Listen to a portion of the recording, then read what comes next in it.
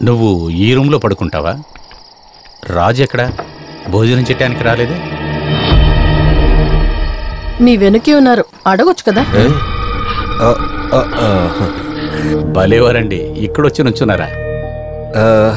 నువ్వు ఇక్కడ పనుకో, నేను రాజు పక్క రూములో పనుకుంటాం. రాజుకి కొత్త ప్లేస్ కదా. రండి Raj. Good night. Good night. Good night.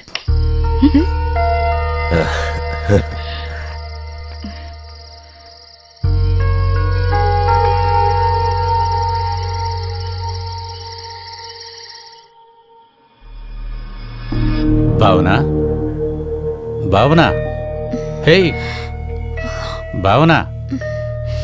భయపడకు, నేనే రాజ్ మీనన్ని. మొదటిసారి నేను నిన్నే ఎందుకు కలవాలని నన్ను నేనే అడిగి తెలుసుకున్నాను. నాకు సమాధానం దొరికింది. కారణం నువ్వే, నీ ఈ అందమైన శరీరం. నువ్వు అనుకునే టైప్ అమ్మాయిని కాదు నేను. నువ్వు ఎలాంటి దానివో నాకు అక్కర్లేదు. ప్రస్తుతానికి నువ్వు నాకు అందమైన అమ్మాయివి. రాజు, ఏం మాట్లాడుతున్నావు? అమ్మాయిలందరూ మనసు లోపల ఒక అందమైన శృంగారం కావాలని కోరుకుంటారని మగవాళ్ళు అనుకుంటుంటారు. అది నిజమో కాదో నాకు తెలియదు, కానీ అది నేను గాఢంగా నమ్ముతున్నాను.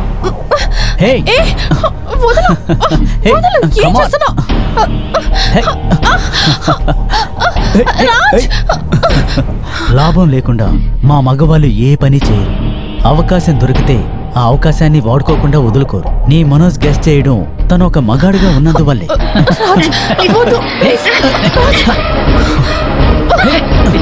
ఏంటిదంతా?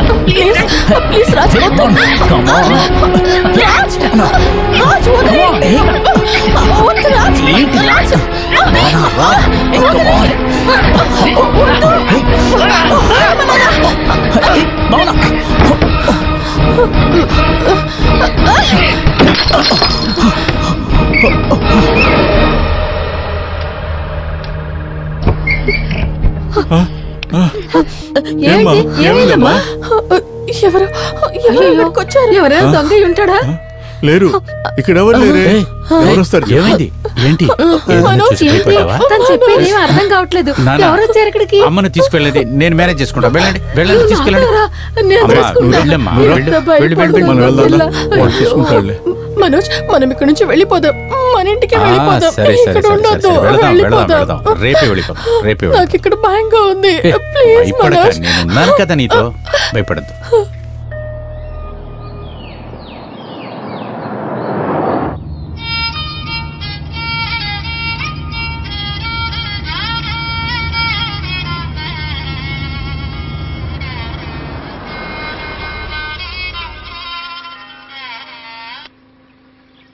ఏంటి?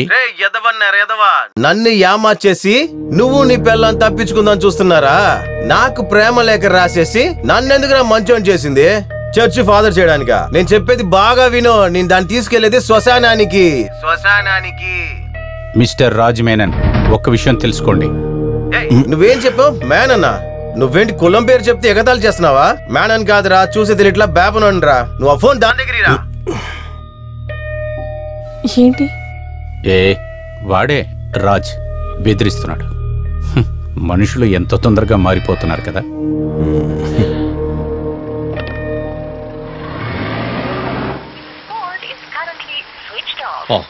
Phone off చేసాడా?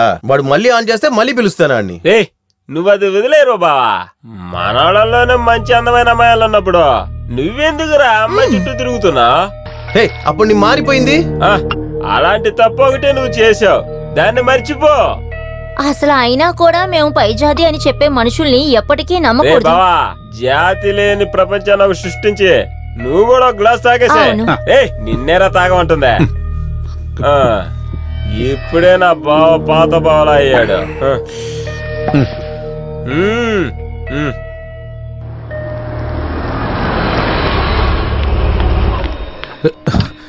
సార్, మీకు పొద్దు నుంచి నీ ఫోన్ చేస్తూనే ఉన్నాను సార్. రింగ్ అవుతుంది కానీ మీరు ఫోన్ తీయట్లేదు. ఏంటిది? నిన్న రాత్రి ఒక విషయం జరిగింది.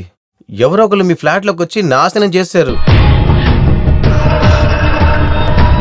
పొద్దున్న డోర్ తెలిసినప్పుడే నాకు ఆ విషయం తెలిసింది. వాకిట్లో నోటీస్ కూడా అంటించారు.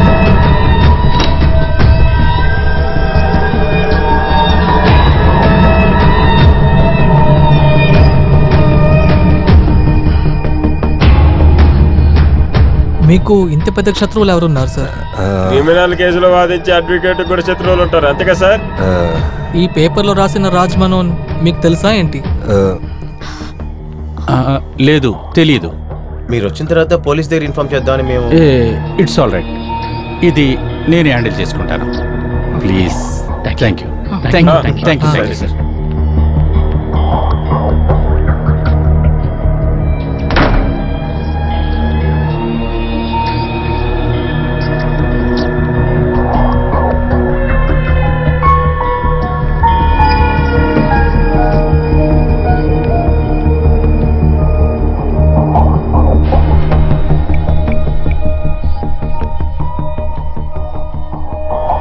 సార్. సార్ మీరు వచ్చారా? ఇదిగోండి సార్, మీరు చెప్పినట్టే మొత్తం చేశాను. మీకు ఓకేనే కదా? కాస్ట్లీ వస్తువులు ఏవి పగలగొట్టలేదు sir. Thank you so much.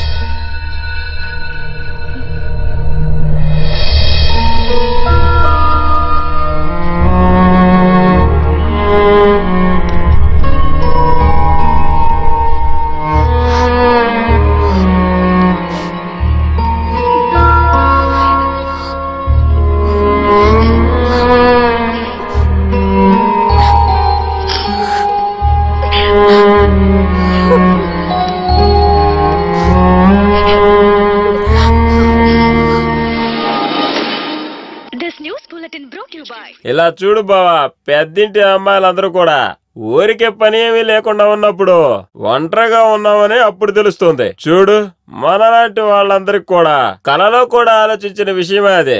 అది వచ్చిందంటే ఏమీ చేయలేము. అమ్మాయిలందరూ నీకు లెటర్ పంపించినట్టుగా ఏదో ఒకటి కామెడీ చేసి అడ్జస్ట్ అవుతారు. అబ్బాయిల విషయం అయితే అంతే, ముందు దాగి లివర్లోనే పోతా. లివర్ పోయిందంట, అయితే పొద్దున్న నుంచి సాయంత్రం వరకు తాగుతారు. మీ గొప్పతనం అది. చూడు, బుద్ధి లేదంటే డోర్ మూసుకొని సైలెంట్ గా ఉండాలి. నువ్వు స్పిరిట్ సినిమా చూసావా? అందులో కాస్ట్లీ మందు హీరో తాగటానికి కారణం ఏంటి నీకు తెలుసా? గొప్పతనం, తన యొక్క గొప్పతనం. కానీ బిచ్చగాళ్ళ నందు తాగేది మాలాగా అడిషన్. దానివల్ల ఏమవుతుంది?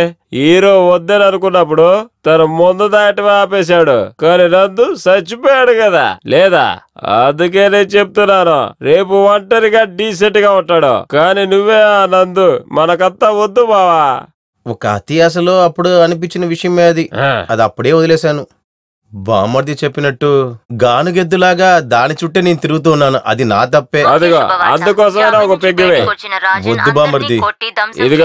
జిల్లా కోర్టులో ప్రాక్టీస్ చేస్తున్న అడ్వకేట్ మనోజ్ కుమార్ ఫ్లాట్ లోనే జామీన్ నుంచి వచ్చిన విలాసిని హత్య కేసు అక్యూజ్ రాజన్ అన్నిటిని కొట్టి ధ్వంసం చేశారు. కొద్ది రోజులుగా అడ్వకేట్ భార్యని విసిగిస్తున్న ఈ రాజన్ దాని గురించి అడ్వకేట్ పోలీసులకి పుకారిచ్చారు. ఒకవేళ కారణం ఇదేనా రాజన్ ప్రవర్తన అని పోలీస్ విచారణ చేస్తుంది. ఇప్పుడు ఇక స్పోర్ట్స్ వార్తలు. నిన్నటి వరకు మొగుడు పెళ్ళాం కలిసి నన్ను ఏమార్చాలనుకున్నారు.